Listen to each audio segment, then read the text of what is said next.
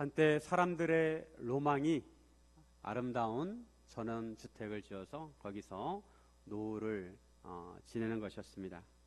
사람이 새 집을 지어서 이사할 때 가장 먼저 무엇을 들여 놓아야 할까요? 가구입니까? 아니면 침대입니까? 냉장고입니까?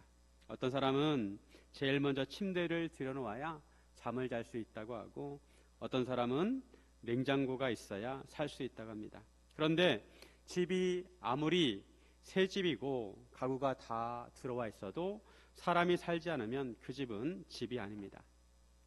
불이 들어오고 가구가 있지만 주인이 없으면 그 집은 텅 빈 공간일 뿐입니다. 솔로몬이 지은 성전도 마찬가지입니다. 아무리 금과 백향목으로 아름답게 지어도 하나님의 언약궤가 들어오지 않으면 성전이 아닙니다. 하나님이 임재하시지 않으면 그저 큰 건물에 불과합니다. 오늘 말씀은 우리에게 묻습니다. 여러분의 마음에는 누가 들어와 계십니까? 내 마음이라는 집에 정작 하나님을 모시지 않는다면 우리는 하나님의 성전이라고 할 수가 없습니다. 여전히 내 생각, 내 욕심, 내 감정으로 가득 차 있다면 하나님을 모셨다고 할 수가 없습니다. 우리는 스스로 자신에게 물어야 합니다. 내 마음속에 하나님의 언약궤가 있는가? 우리는 내 마음에 성전 봉헌식을 해야 합니다. 내 마음을 하나님께 올려드려야 합니다. 우리가 내 마음에 성전 봉헌식을 하기 위해서 무엇을 해야 하는지 함께 나누기를 원합니다. 첫째, 우리 마음에 하나님을 모셔야 합니다. 하나님 모신다는 것은 하나님의 말씀을 우리 마음에 새기고 그 말씀대로 따라 사는 것입니다.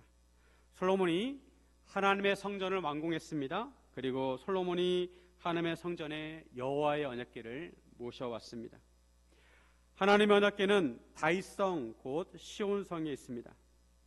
예루살렘에 가보면 맨 가장 높은 곳에 하나님의 성전이 있습니다. 그리고 그 아래쪽을 다윗성이라고 해서 다윗이 살던 곳입니다. 하나님의 성전은 다윗성 위쪽에 위치해 있습니다. 여호와의 언약궤를 모시고 여호와의 언약궤를 모시기 위해서 이스라엘 장로와 모든 지파의 우두머리 곧 이스라엘 자손의 족장들을 예루살렘에 소집을 했습니다. 여호와의 언약궤를 모시는 일은 그만큼 중요한 일이고 역사적인 일입니다. 이스라엘 모든 사람이 다 에다니몰 곧 7째 달 절기에 솔로몬 왕에게 모였습니다. 즉 성전 봉헌식이 에다니몰 7월에 있었다는 것입니다. 하나님의 성전이 완공된 것은 6장에 보니까 8월에 완공되었다고 말씀합니다. 그러면 성전이 완공된 지 11개월 지난 후에 성전 봉헌식을 한 것입니다. 왜 7월에 했을까요? 그 이유가 나오지 않지만 7월은 굉장히 중요한 달입니다. 이스라엘에서 7월은 새해가 시작되는 날입니다. 7월 1일은 새해 시작을 알리는 나팔을 분다고 해서 나팔절이라고 하고, 7월 10일은 대속죄일입니다. 대제사장이 1년에 한 번 백성들의 죄를 속하기 위해서 지성소에 들어가 제사를 드립니다. 그리고 7월 15일부터 초막절입니다. 이스라엘 백성이 애굽에서 나와가지고 광야에서 지낸 것을 기념하기 위해서 야외에 나무로 텐트를 치고 일주일 동안 지내는 절기입니다. 성전 봉헌식을 이런 7월에 하게 되었는데 14일 동안 진행을 하게 되었습니다. 정확한 날짜는 나와 있지 않지만 아마도 초막절 전에 일주일, 그리고 초막절 일주일 해가지고 합쳐서 14일 동안 진행을 한 것으로 보입니다. 그동안 다윗성의 장막에 있던 여호와의 언약궤를 하나님의 성전으로 옮기는 일은 한편으로 위험한 일입니다. 왜냐하면 다윗이 바알 레유다에 있는 하나님의 언약궤를 다윗성으로 모시려다가 웃사가 죽는 일이 생겼기 때문에 그렇습니다. 하나님 언약궤를 수레에 몰고 오다가 송아지가 뛰니까 수레가 흔들려서 하나님 언약궤가 떨어질까봐 웃사가 손으로 언약궤를 붙잡았는데 하나님께서 진노하셔서 웃사가 즉사하게 되었습니다. 다윗은 하나님의 언약궤를 두려워해서 오벳에돔의 집에 두게 됩니다. 그리고 나중에 하나님의 방법대로 제사장들이 어깨에 메고 하나님의 언약궤를 다윗성에 모셔오게 되었습니다. 이런 언약궤를 이제 하나님의 성전에 모셔야 합니다. 이러한 과거의 잘못을 교훈 삼아 제사장들이 하나님의 언약궤를 어깨에 메고 하나님의 성전에 드렸습니다. 제사장과 레위 사람들이 회막과 성막의 모든 거룩한 기구들을 메고 올라갔습니다. 새 집에 입주를 하게 된 것입니다. 이때 솔로몬 왕과 이스라엘 회중이 양과 소로 제사를 지냈습니다. 그 수가 많아서 기록할 수도 없고 셀 수 없다고 합니다. 뒤에 보면 이때 희생제물로 드린 소와 양의 양이 14만 2천 마리였다고 합니다. 14만 2천 마리. 제사장들은 하나님의 언약궤를 지성소 그룹들의 날개 아래 두었습니다. 그룹들 천사들이 언약궤 위에서 황금 날개를 펴고 궤와 그 채를 덮었습니다. 채가 길어서 채끝이 내소 앞 성소에서 보였지만 밖에서는 보이지 않았습니다. 그리고 하나님의 언약궤 안에는 두 돌판 외에 아무것도 없었습니다.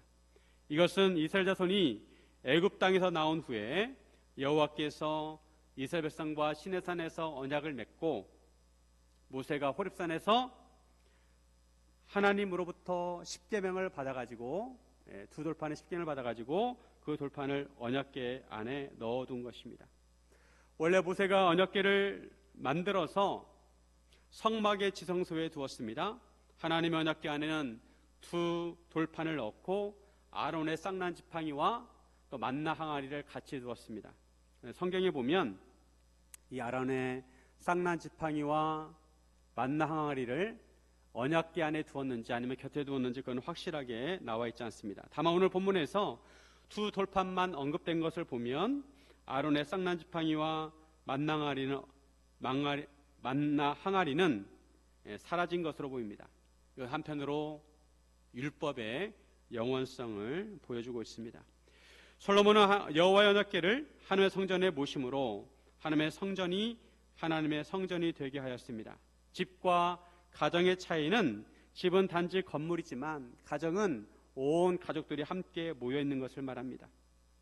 하나님의 성전이 의미 있게 되려면 하나님께서 임재하셔야 합니다. 하나님의 임재를 상징하는 여호와의 언약궤를 하나님의 성전에 모심으로 하나님의 성전이 의미 있게 되었습니다. 여호와의 언약궤가 하나님의 성전의 핵심이고 중심입니다. 여호와의 언약궤에는 두 돌판이 있습니다. 이 두 돌판에는 하나님의 십계명이 기록되어 있습니다. 하나님께서 직접 기록해 주신 것입니다. 즉 성전의 가장 핵심에 하나님의 언약궤가 있고 그 언약궤에는 두 돌판이 있고 하나님의 말씀이 있다는 것입니다. 그런데 이 두 돌판은 사실 두 번째 기록된 것입니다. 첫 번째 돌판은 모세가 시내산에서 하나님으로부터 받아가지고 내려와서 보니까 이스라엘 백성이 금송아지를 만들어가지고 그것을 하나님으로 섬기는 그런 모습을 보게 됩니다. 모세가 그것을 보면서 하나님의 그 십계명 돌판을 던져 깨뜨립니다. 이스라엘 백성들의 행동은 돌판에 기록된 율법을 어긴 것이고 언약이 파기가 된 것이고 의미 없게 되었습니다. 그리고 나중에 모세는 하나님의 지시대로 다시 다듬은 두 돌판을 가지고 올라가서 하나님께서 그 돌판에 다시 십계명을 기록해 주십니다. 그 돌판을 언약궤에 넣었습니다. 이 돌판은 하나님과의 언약을 상징합니다. 이런 하나님의 언약궤가 하나님의 성전에 있어야 하나님의 성전이 의미 있게 되는 것입니다. 이처럼 하나님의 언약궤를 성전에 모셨을 때 구름이 여호와의 성전에 가득하였습니다. 제사장이 그 구름으로 말미암아 능히 서서 섬기지 못할 정도였습니다. 여호와의 영광이 하나님의 성전에 가득하였습니다. 잊지 못할 광경이었습니다. 구름은 하나님의 임재를 의미합니다. 시내산에 하나님께서 강림하실 때도 시내산에 구름이 가득했습니다. 모세가 성막을 짓고 나서도 성막에 구름이 가득하였습니다. 하나님께서 그곳에 임재하신 것입니다. 마찬가지로 여호와의 언약궤를 하나님의 성전에 모셨을 때 성전에 구름이 가득한 것은 하나님께서 그곳에 임하시고 또 기뻐하셨다는 것입니다. 지금은 하나님의 성전이 없습니다. 하나님의 언약궤도 없습니다. 이제 하나님 있는 우리가 하나님의 성전입니다. 하나님의 성전에 언약궤가 있었던 것처럼 우리 마음에 이제 우리가 하나님의 언약궤를 모셔야 합니다. 하나님께서는 우리 안에 임재하셔야 하고 하나님의 언약이 있어야 합니다. 우리가 하나님의 백성이라면 우리 안에 성령님이 내주하셔야 합니다. 만약 우리 안에 성령님께서 계시지 않으면 우리는 껍데기입니다. 하나님의 백성이라고 할 수가 없습니다. 그리고 우리 마음판에 말씀을 새겨야 합니다. 우리 안에 하나님의 언약이 있어야 합니다. 하나님께서는 하나님의 백성 마음 안에 하나님의 언약을 두신다고 하셨습니다. 예레미야 32장 40절 같이 한번 있습니다. 내가 그들에게 복을 주기 위하여 그들을 떠나지 아니하리라 하는 영원한 언약을 그들에게 세우고 나를 경외함을 그들의 마음에 두어 나를 떠나지 않게 하고. 하나님께서 우리 마음 안에 영원한 언약을 두신다고 말씀하셨습니다. 그전에는 하나님의 언약궤를 성전에 두었는데 이제는 하나님의 영원한 언약을 우리 마음 안에 두신다는 것이죠. 우리가 하나님께 기뻐하시는 존재가 되려면 우리 안에 하나님의 언약이 있어야 합니다. 우리 마음에 하나님의 말씀을 모셔야 합니다. 우리 안에 하나님의 언약과 말씀이 없다면 우리에게 소망이 없습니다. 우리 안에 성령님께서 내주하시고 우리 안에 하나님의 언약이 있다는 것은 우리가 하나님을 경외하고 하나님의 말씀을 따른다는 것입니다. 우리가 하나님을 모시면 구름기둥이 이스라엘 백성을 보호하시고 인도하신 것처럼 하나님의 말씀이 우리를 보호하고 인도하실 것입니다. 하나님을 우리 마음에 오시는 것은 하나님을 우리의 주인으로 섬기는 것입니다. 내 마음의 보좌에 내가 아니라 하나님께서 앉으셔야 합니다. 많은 사람들이 하나님을 믿는다고 하면서도 정작 그 마음의 보좌에 하나님이 아니라 자기가 앉는 경우가 있습니다. 그것은 하나님을 주인으로 모신 것이 아닙니다. 그리고 우리는 하나님의 인도하심을 따라가야 합니다. 이것이 하나님의 백성으로 사는 삶입니다. 우리 하나님의 백성으로서 언약을 믿고 하나님의 말씀을 따라가야 합니다. 내 생각대로 사는 것이 아니라 하나님의 말씀을 우선시하고 말씀을 지키겠다는 결단이 있어야 합니다. 하나님의 말씀대로 따로 내 생각대로 사는 것은 하나님의 백성으로 사는 것이 아닙니다. 하나님의 백성이라면 하나님의 말씀 앞에 내 생각을 굽히고 말씀을 실천해야 합니다. 하나님께서 이웃을 사랑하라고 말씀하셨으면 우리는 그 말씀을 따라서 이웃을 사랑해야 합니다. 이웃을 사랑한다는 것은 무엇입니까? 이웃을 존중하고 섬기고 도와주는 것입니다.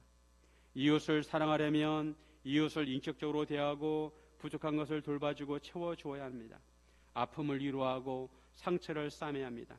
이웃을 사랑한다면 찬바람이 불어서는 안 되고 훈풍이 불어야 합니다. 따뜻함을 느껴야 합니다. 사랑하는 여러분, 마음으로 하나님을 주인으로 모시기를 주님의 이름으로 축원드립니다. 둘째, 하나님께서 기뻐하시는 마음과 생각을 가져야 합니다.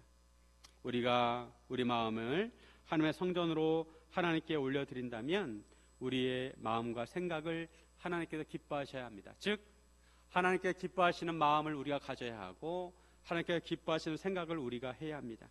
솔로몬은 하나님의 성전을 봉헌하면서 백성들에게 하나님의 성전이 지어지게 된 과정을 설명합니다. 요즘에 졸업식을 하는 시즌입니다. 어떤 학교는 1월에 하고 또 어떤 학교는 2월에 합니다. 이런 졸업식을 할 때 그동안의 학교 과업에 대해서 보고를 합니다. 학교가 어떤 일을 했는지 어떤 성과를 했는지 보고를 합니다. 건축을 마치고 나서 건물을 준공할 때도 건축 과정 경과 보고를 합니다. 마찬가지로 솔로몬도 하나님의 성전을 봉헌하면서 경과 보고를 합니다.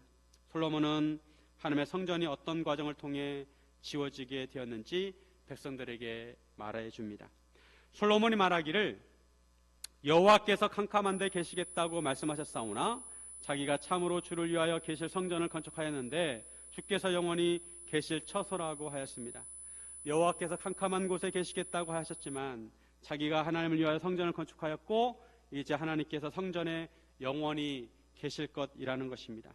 솔로몬은 얼굴을 돌이켜 이스라엘 백성을 향해서 축복합니다. 그러면서 이스라엘 백성들에게 말하기를 너희는 여호와를 송축하라고 합니다. 왜냐하면 하나님께서 그 입으로 다윗에게 하신 말씀을 이제 손으로 이루셨다는 것입니다. 하나님께서 하나님의 백성 이스라엘을 애굽에서 인도해 내신 날부터 하나님의 이름을 둘 만한 집을 건축하기 위하여 아무 성읍도 택하지 않으셨습니다. 다만 다윗을 택하셔서 이스라엘 백성을 다스리게 하셨습니다. 사실 다윗에게 이스라엘 여호와의 이름을 위하여 성전을 건축할 마음이 있었습니다. 여호와께서도 이런 다윗의 마음을 아셨습니다. 그리고 그 마음을 기뻐하셨습니다. 18절 같이 한번 있습니다. 여호와께서 내 아버지 다윗에게 이르시되 내가 내 이름을 위하여 성전을 건축할 마음이 있으니 이 마음이 내게 있는 것이 좋도다. 이 마음이 내게 있는 것이 좋도다. 하나님께서 그 마음을 흡족하게 여기시고 기뻐하신다는 것입니다. 다윗은 어떻게 이런 마음을 가지게 되었을까요? 다윗은 험난한 인생을 살았습니다. 사울왕에게 쫓기는 삶을 사느라 광야에서 10수년을 살았습니다. 하루하루 생명의 위협을 느끼며 살았습니다. 그런 중에도 다윗은 하나님을 목자로 삼고 하나님의 보호하심을 느꼈습니다. 그러다가 다윗은 유다의 왕이 되고 그 후에 온 이스라엘의 왕이 됩니다. 나라가 어느 정도 안정이 되고 다윗은 예루살렘의 백향목궁을 짓고 살았습니다. 다윗은 하나님의 언약궤를 다윗성에 모셔왔지만 하나님의 언약궤가 휘장 안에 있는 것을 볼 때마다 마음이 쓰였습니다. 자기는 이렇게 좋은 백향목집에 사는데 하나님의 언약궤가 휘장 안에 있는 것이 영 마음에 걸렸습니다. 휘장은 임시적인 것이고 비바람은 막아주지만 영구적인 것이 아닙니다. 그래서 다윗은 생각하기를 내가 하나님의 언약궤를 위해서 무엇을 할까? 다윗은 하나님을 위해서 좋은 집을 지어주고 싶었습니다. 다윗은 하나님을 위해서 집을 짓기로 결심합니다. 내가 하나님을 위해서 집을 지어야 되겠다. 좋은 집을 지어서 하나님을 모셔야겠다고 결심을 합니다. 사실 이것은 인간적인 생각입니다. 하나님은 무소부재하십니다. 하나님께서는 온 세상에 내재하시면서 온 우주를 초월하시는 분이십니다. 그런 하나님을 위해서 집을 지으면 얼마나 큰 집을 지어야 할까요? 하지만 다윗의 입장에서 그럼에도 하나님의 길을 위해서 뭐라도 하고 싶었습니다. 하나님께서는 이런 다윗의 마음을 귀하게 보십니다. 사실 인간이 하나님에서 집을 짓는 것은 어린아이들의 소꿉장난과 같은 것입니다. 걸리버 여행기에 보면 걸리버가 소인국에 갑니다. 소인국의 사람들이 키가 15cm입니다. 이만합니다. 사람들이. 이런 소인들이 걸리버를 위해서 집을 짓는다면 자기들의 집보다 10배 이상의 큰 집을 지어야 합니다. 우리가 하나님을 위해서 집을 짓는다면 몇 배 크기로 지어야 합니까? 몇천 배, 몇만 배로 지어도 몇만 배 크게 지어도 부족할 것입니다. 그럼에도 하나님께서는 하나님을 생각하는 다윗의 마음을 귀하게 여기셨습니다. 지금까지 그렇게 생각한 사람이 한 사람도 없었습니다. 하지만 여호와께서 다윗이 하나님의 성전을 건축하는 것을 허락하지 않으십니다. 대신에 다윗의 몸에서 날 그의 아들이 하나님의 이름을 위해서 성전을 건축할 것이라고 하십니다. 역대상에 보면 다윗이 피를 많이 흘려서 성전을 지을 수 없다고 하셨는데 하나님께서 보실 때 다윗의 시대는 성전을 지을 상황이 아니었습니다. 그래서 여호와께서 다윗의 아들로 하여금 성전을 건축하게 하시겠다고 하십니다. 그런데 그 말씀 그대로 솔로몬의 성전이 건축되게 되었습니다.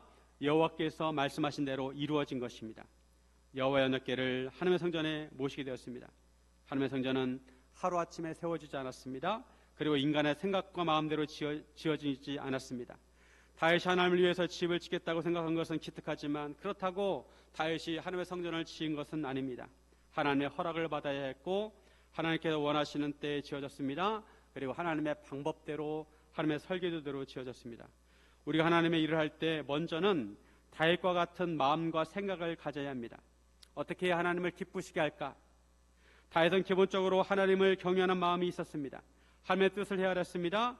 그리고 하나님의 말씀에 순종하는 마음이 있었습니다. 그래서 무엇을 하더라도 하나님께 먼저 여쭈었습니다. 하나님, 어떻게 할까요? 하나님, 제가 어디로 갈까요? 올라갈까요? 말까요? 우리가 일상생활하면서 가장 기본적으로 하는 질문들을 하나님께 했습니다. 그만큼 다윗은 하나님과 밀접한 관계였고 하나님을 의지했습니다. 이것이 바로 믿음의 사람들이 가져야 하는 태도입니다. 하나님의 주인으로 보신 사람들은 눈을 뜨면 하나님을 먼저 생각합니다. 하나님, 오늘도 하루를 주셔서 감사합니다. 그리고 어떤 일이 생길 때마다 하나님께서 어떻게 생각하시는지 묻습니다. 어떤 방법을 하나님께 기뻐하실까 생각합니다. 다윗이 평소에 이런 마음과 생각을 가졌기에 하나님 마음에 합한 자라고 하였습니다. 우리 마음이 하나님의 성전이라면 먼저 우리는 하나님의 뜻을 분별해야 합니다. 로마서 12장 2절 말씀. 너희는 이 세대를 본받지 말고 오직 마음을 새롭게 함으로 변화를 받아 하나님의 선하시고 기뻐하시고 온전하신 뜻이 무엇인지 분별하도록 하라. 여러분이 하나님을 모셨다면 가장 먼저 하나님의 뜻을 분별해야 합니다. 하나님의 선하시고 기뻐하시고 온전한 뜻이 무엇인지 분별해야 합니다. 그리고 하나님의 기뻐하신 뜻을 행해야 합니다. 우리는 하나님께 기뻐하시는 마음과 생각을 가져야 합니다. 우리는 예수님의 마음을 가져야 합니다. 예수님의 마음은 어떤 마음일까요? 예수님의 마음은 겸손한 마음입니다. 초대교회에 보내는 서신서들을 보면 성도님들에게 강조하는 것이 뭐냐면 한 마음을 품으라는 것입니다. 한 마음을 품으라. 예수님 안에서 너희들이 예수를 믿는다면 예수님 안에서 한 뜻을 품고 한 마음을 가지라는 것입니다. 마음이 나뉘어져서는 안 되고 뜻을 달리해서는 안 된다는 것입니다. 우리는 예수님 안에서 하나가 되어야 합니다. 빌립보서 2장 3절에서 5절에 보면 아무 일에든지 다툼이나 허영으로 하지 말고 오직 겸손한 마음으로 각각 자기보다 남을 낮게 여기고 각각 자기를 돌볼 뿐더러 또한 각각 다른 사람들의 일을 돌보아 나의 기쁨을 충만하게 하라. 너희 안에 이 마음을 품으라. 곧 그리스도 예수의 마음이니. 사실 예수님의 마음을 품기가 쉽지 않습니다. 쉬워요? 쉽지 않아요? 여러분의 마음은 예수님의 마음과 같습니까? 같습니까?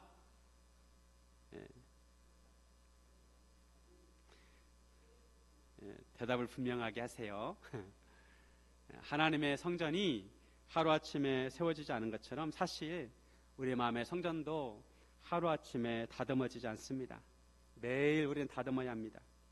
우리가 매일 거울을 보면서 얼굴에 뭐가 났나 살펴보는 것처럼 우리는 매일 우리 마음을 살펴야 합니다. 우리 마음에 혹이라도 남을 무시하거나 남을 미워하는 마음이 있다면 그런 마음을 얼굴의 기미를 제거하듯이 제거해야 합니다. 그래서 예수님처럼 겸손하고 온유한 마음을 가져야 합니다. 마음을 아름답게 가꿔야 합니다. 내 마음의 마음은 아름다운가, 따뜻하고 겸손하고 온유한가 항상 살펴야 합니다. 우리는 주님의 피를 나눈 한 형제자매이기에 한 마음을 품어야 하고 한 뜻을 가져야 합니다.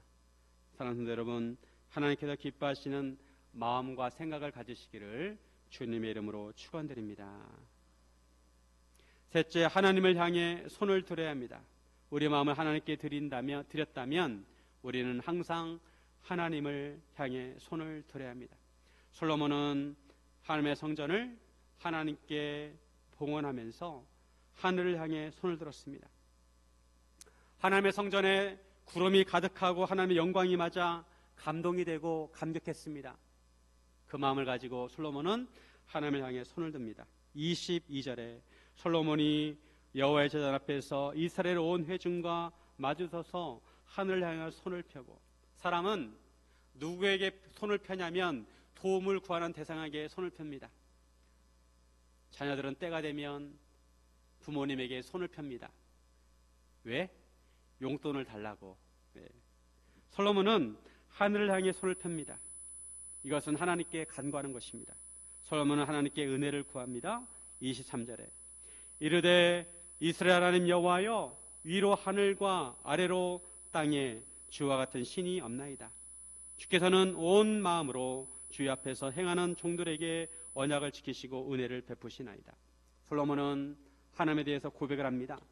위로 하늘과 아래로 땅에 여호와 하나님 같은 분이 없다는 것입니다. 그리고 하나님께서는 온 마음으로 행하는 종들에게 언약을 지키시고 은혜를 베풀어 주신다는 것입니다. 하나님 성전이 건축된 것 그 자체가 하나님께서 언약을 지키셨고 하나님께서 은혜를 베푸신 증거입니다. 하나님께서 다윗에게 하신 말씀을 지키셨습니다. 주의 불하신 말씀을 손으로 이루셨습니다. 솔로몬은 한 발 더 나아가서 하나님께 또 다른 언약을 지켜달라고 간구합니다. 다윗이 하나님을 위해서 집을 짓겠다고 하였을 때 하나님께 다윗을 기특하게 여기셔서 내가 너의 집을 지어주겠다 하셨습니다. 즉 다윗의 왕들을 세워주시겠다는 것입니다. 다윗의 전들이 왕이 되고 다윗의 나라를 세우시긴다고 하셨습니다.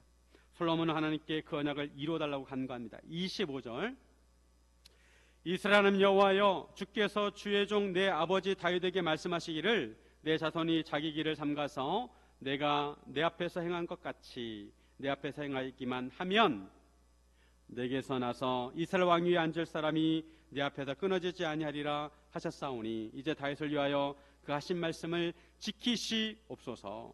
하나님께서 다윗에게 말씀하신 것처럼 하나님의 성전이 지어졌습니다.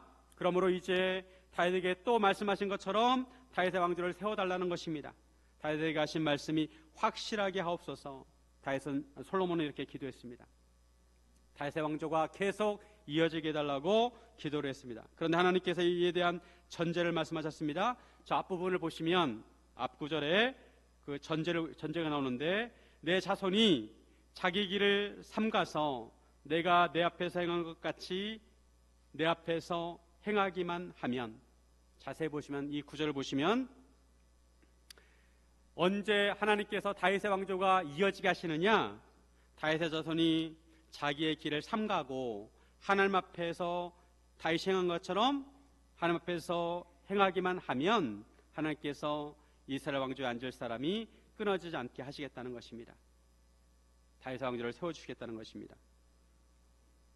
다윗처럼 하나님을 경외하고 다윗이 하나님의 말씀을 따른 것처럼 순종한다면 그렇게 그 약속을 지키셔서 다윗의 왕조가 끊어지지 않게 하신다는 것입니다. 그런데 다윗의 왕조가 어떻게 되었습니까? 다윗의 왕조가 끊어지게 되고 다윗이 세운 나라가 나뉘어지고 망하게 되었습니다. 그것은 그들이 하나님을 경외하지 아니하고 하나님의 길로 행하지 않았기 때문입니다. 당장 솔로몬부터 말년에 하나님을 경외하지 아니하고 다른 신을 섬겼습니다. 이것이 인간의 연약함입니다. 인간은 알면서도 자기가 아는 대로 행하지 못합니다. 그렇게 행하면 안 된다는 줄 알면서도 그렇게 행합니다. 그것이 나쁜 짓인 것을 알면서도 나쁜 짓을 합니다. 이것이 인간입니다. 하지만 하나님의 성전을 봉헌하는 순간 솔로몬은 진지하게 하나님께 기도를 드립니다. 하나님께서 참으로 땅에 사시겠습니까? 인간의 입장에서 하나님을 위해서 집을 지었지만 하나님께 보시기에 초라하고 작은 집입니다. 하나님의 실존을 생각한다면 하나님께서 참으로 땅에 사실 수가 있느냐는 것입니다. 땅은 하나님을 다 수용할 수가 없습니다. 하늘과 하늘들의 하늘이라도 하나님을 다 용납하지 못합니다. 그러기에 솔로몬이 건축한 성전은 당연히 하나님께서 거하시기에 너무 작은 집입니다. 하지만 그럼에도 솔로몬은 자기의 기도와 간구를 돌아보시고 주 앞에서 부르짖음과 비는 기도를 들어달라고 합니다. 하나님께서 전에 말씀하시기를 내 이름이 거기 있으리라 하셨다는 것입니다. 하나님께서 정하신 곳에 하나님의 성전이 세워지고 그곳에 하나님의 이름을 두시겠다고 하셨으니까 이 성전을 향해서 기도할 때 그 기도를 응답해 달라는 것입니다. 하나님의 성전은 만민이 기도하는 집이 될 것입니다. 30절 같이 한번 있습니다.